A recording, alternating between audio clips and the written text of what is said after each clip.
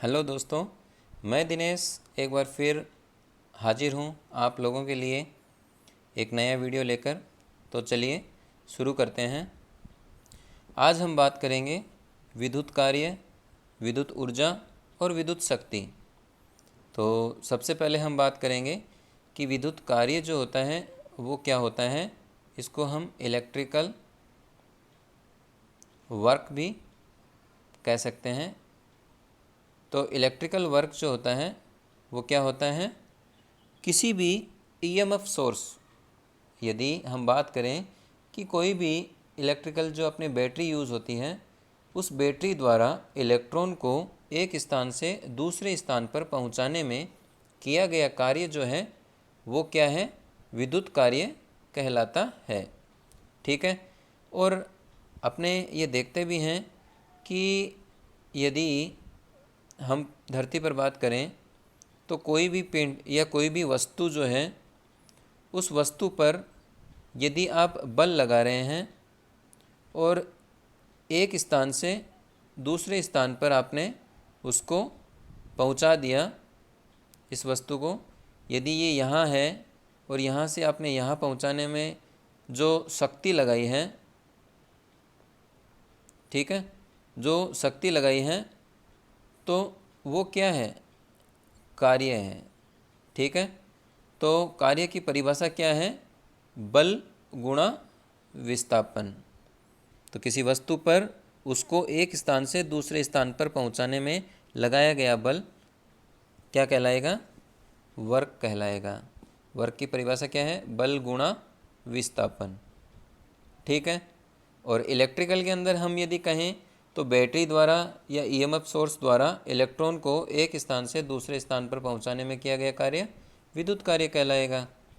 चलिए अब आगे बात करते हैं विद्युत शक्ति की। तो इलेक्ट्रिकल पावर क्या होती है,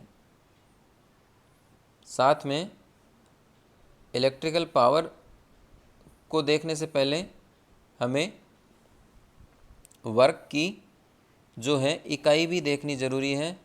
तो वर्क की यूनिट क्या होती है, जूल। ठीक है।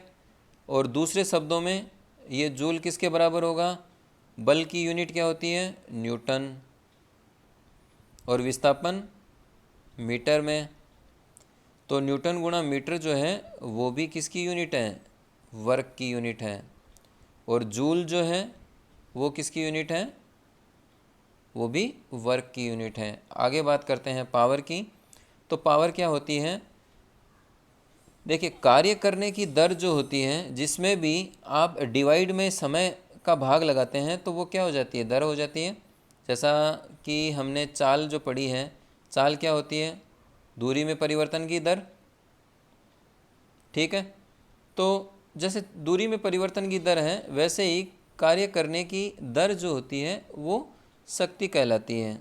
अब देखिए शक्ति की इकाई क्या होगी, शक्ति की इकाई क्या हो जाएगी, कार्य बटे समय है। तो कार्य की यूनिट होती है जूल पर सेकंड।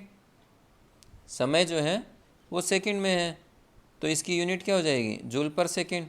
या इसको आप वाट भी लिख सकते हो। वाट जो है वो भी किसकी है, पावर की यूनिट है।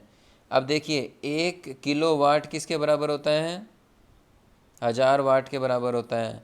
1 HP, ये ज़रूरी चीज़ें हैं, ध्यान में रखनी है। 1 HP जो है वो किसके बराबर होता है, 746 वाट के बराबर होता है। काफ़ी बार कन्फ्यूज़न रहता है 746 किलोवाट है या वाट है।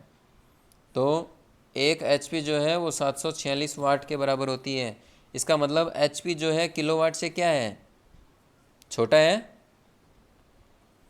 हॉर्स पावर जो होती है ना, 1 हॉर्स पावर वो क्या होती है, 746 वाट के बराबर होती है। और 1 किलोवाट जो है वो 1000 वाट के बराबर होती है। तो 1 HP और 1 किलोवाट में क्या अंतर हो गया, HP छोटा है किलोवाट से, क्योंकि 1 किलोवाट तो 1000 वाट के बराबर होता है और HP 746 वाट के बराबर होता है। ये तो चलिए ठीक है। आगे देखते हैं, आगे हम बात करते हैं ऊर्जा की। तो ऊर्जा जो होती है उसकी परिभाषा क्या होती है?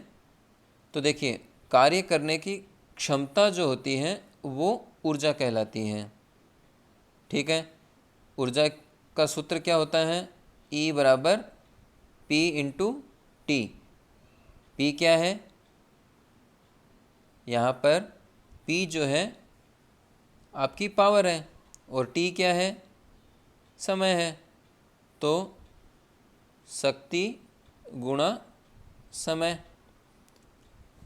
अब इसको आप ये भी कह सकते हो कि 1 किलो वाट आवर जो है वो किसके बराबर होता है? 1 यूनिट के बराबर होता है।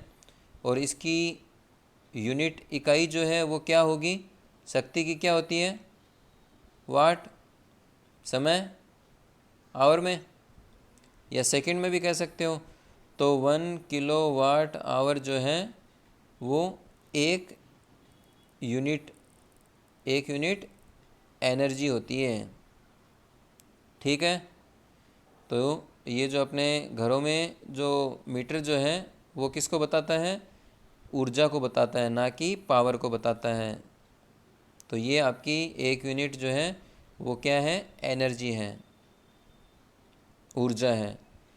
अब बात करें कि ऊर्जा जो है दो रूपों में होती है।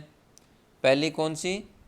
स्थितिज ऊर्जा, जिसे हम पोटेंशियल एनर्जी भी बोलते हैं, और दूसरी है गतिज ऊर्जा, जिसे हम काइनेटिक एनर्जी बोलते हैं।